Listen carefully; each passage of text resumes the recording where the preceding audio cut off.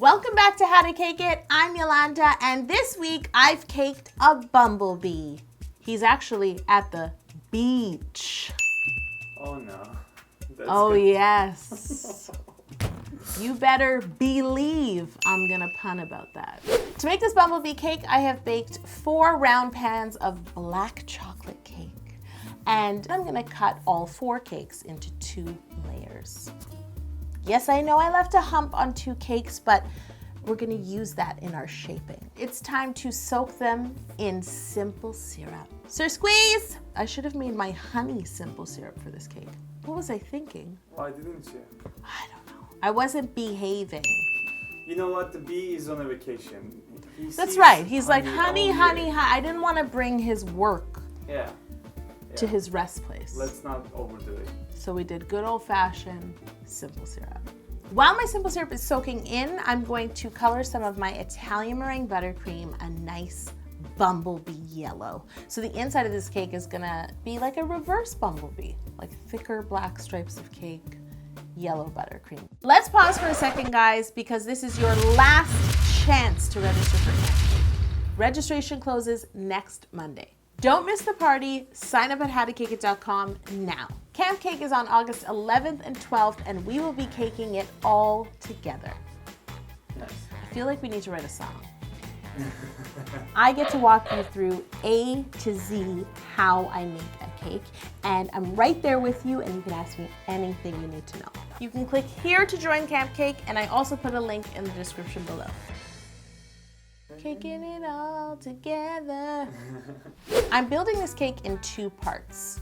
His cute little head and his cute little body. For the body, I stack and layer as follows: 7-inch buttercream, 8-inch buttercream, 8-inch buttercream, 7-inch. And yes, I know, technically I could have baked spheres for this cake, but I wanted to have more layers of buttercream. I think that is a good reason, right? You better believe that's a good reason. You have to do better than just believe.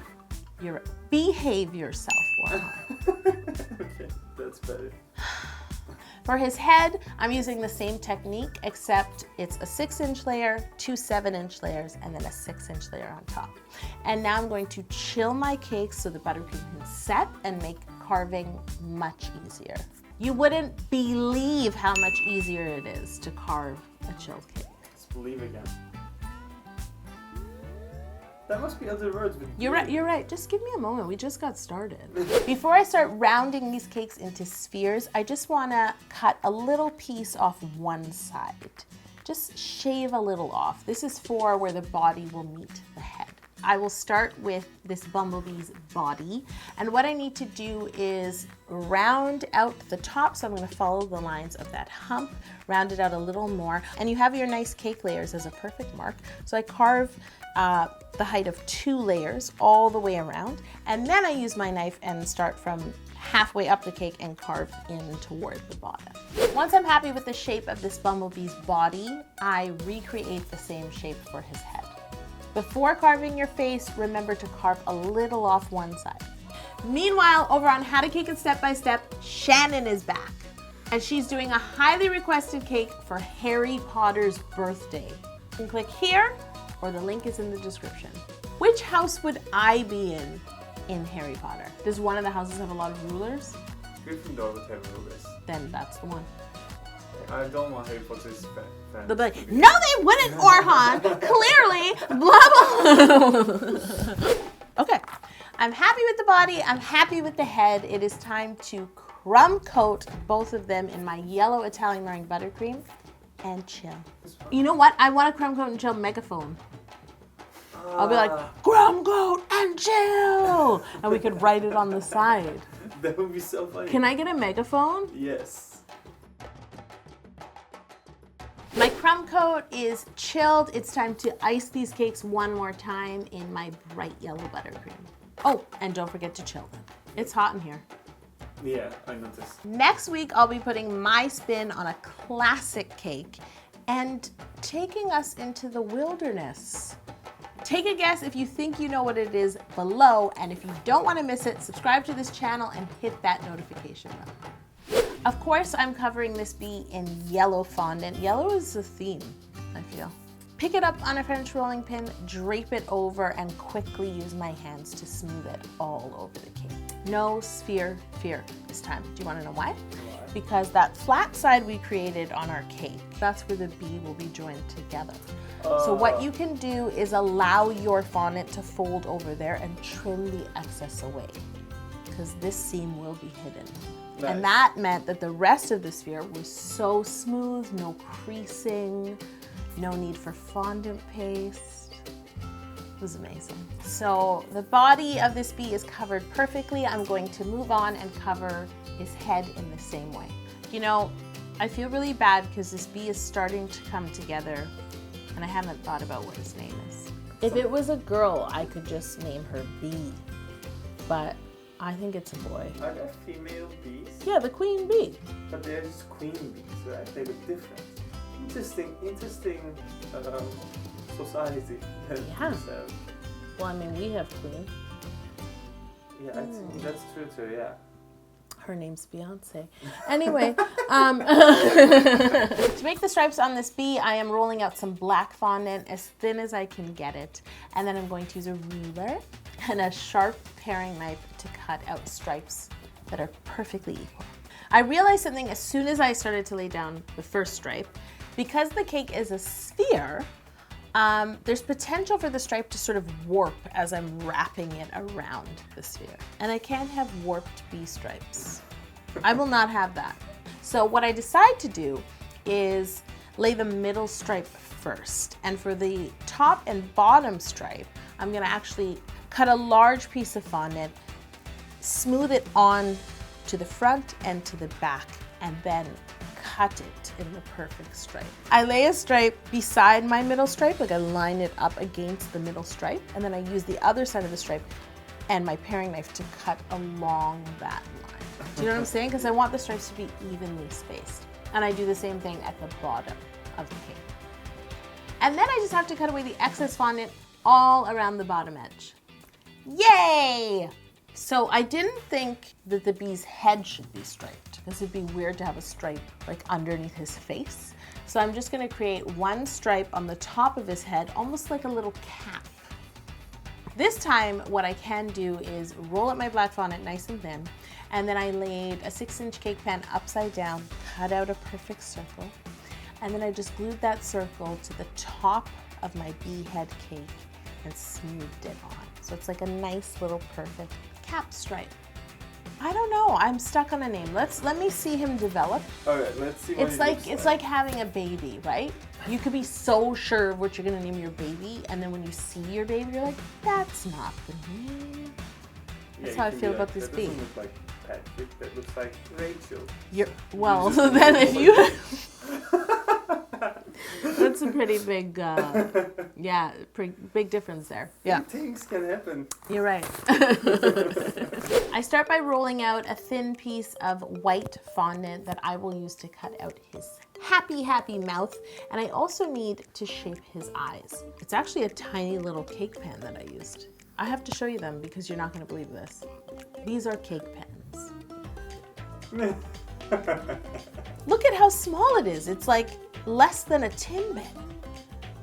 And then I chill them to let that fondant harden and set up. Once the fondant is chilled, I level the fondant in the tiny sphere pan. And then I just use my finger and carefully like pop out the bug eyes. It worked perfectly. Hold on, watch this. The big question is, where did you find cake pans that small? These are Fat Daddy-O's pans. We're using the same brand of pan. We're using the 9-inch version sphere pan of this at Camp Cake for the top of our watermelon. For those of you who are joining us at Camp Cake, are you packed? Are you ready? If you're not ready, this is your last chance to get the supplies you need over at howtocakeit.com to make sure that you get them in time for Camp Cake. I cut out my mouth using a little template that I just cut out. I just like a smile. He's at the beach. He's so happy. Now let's add these eyes and this mouth to the bee and start to create his face. Make sure that his eyes are evenly spaced apart just under his hairline and glue them on with a little bit of clear piping gel. Then you want to place the mouth on, lower down, like centered between the eyes. Share this video if you believe this bee deserves a name. So you'll need to find them like a happy name, not really like an intense name. You're right. You're right. So his name shouldn't be Orhan. What does your name mean? Don't say darkness, because I'll... What does it mean? It means like the ruler of the city. That's quite a meaning. I know. Ruler of the city. These eyeballs need some eyelids, because you know, when you're relaxed, you're kind of more like... Am I doing it right? Like you're not like, I'm relaxed, right? We want him to really look relaxed. So for his eyelids, I'm rolling out more yellow fondant, lay it over the top of each eyeball and smooth it on. And then use the tip of your sharp paring knife to cut away the excess. Now he has eyelids. I decided to make a cute little, sort of like tiny little oval nose and pop it between his eyes and his mouth. I want to add a little more sort of animation to his eyelids. So I've decided to clay extrude some black fondant, and I'm using a small round faceplate to just extrude some long, thin cords. While I'm at it, I'm going to use these black fondant cords to outline his happy mouth. It'll just make all the difference. It'll make his mouth stand out. If you'd like to try a clay extruder, you can get them at howtocakeit.com. You use it pretty much like every episode. The clay extruder has really changed my life. Yeah. Since I met clay extruder. No. Oh, he needs eyebrows. I feel like this is a 90s bee. He's all about the lip liner and the eyebrows. Perfect. It's not actually the bee, it's me. I'm just imposing it on the bee. For the pupils, I'm rolling out some black fondant really, really, really thin. And then I'm going to use a small circle cutter to cut them out. Because I want his pupils to look like they're sort of half shaded by his eyelid, I'm going to use a larger circle cutter to sort of cut off one end of the circle. And then I'll carefully lay it on each eyeball and smooth it out. And now I have to make one of my favorite things, a catch light.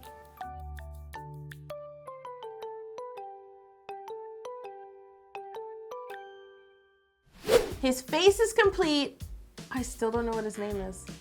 Maybe once I make his limbs, because you know bees have limbs, it'll come to me. So I need to make him some little legs, some arms, and of course his antennae.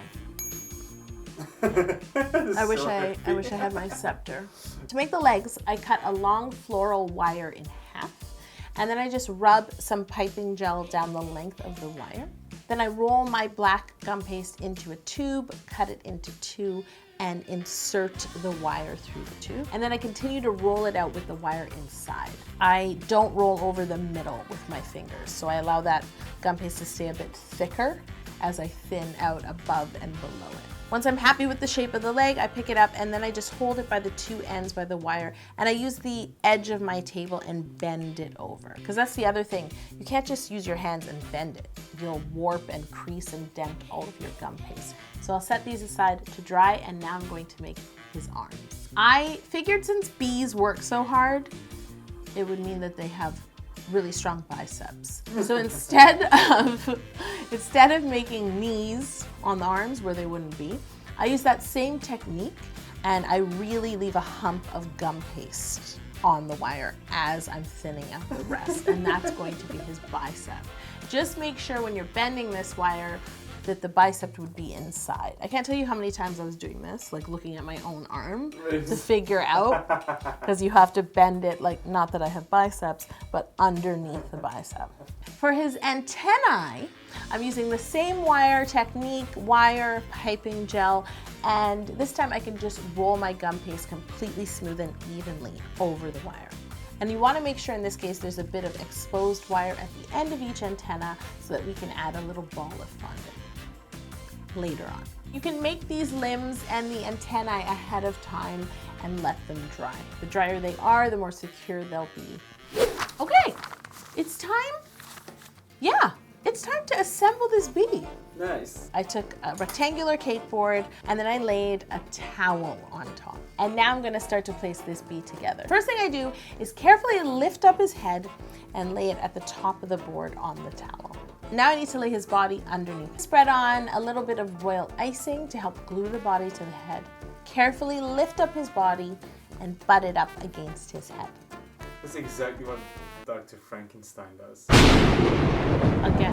When he's creating Frankenstein's monster. Again. Why are we always talking about monsters and darkness? This is a sunny, happy bumblebee who finally got the day off. I'm going to add his feet. I'm going to poke a hole into my cake. Now I add my legs. If you have any wire extending from your legs, feel free to trim it. Do whatever you need to do to make them fit. He needs feet. I didn't think bees needed feet. So I rolled 2 balls of black gum paste and then I sort of formed them into like almost like a teardrop, if you know what I mean. And then I just rested them under the legs. And now he has these cute little feet.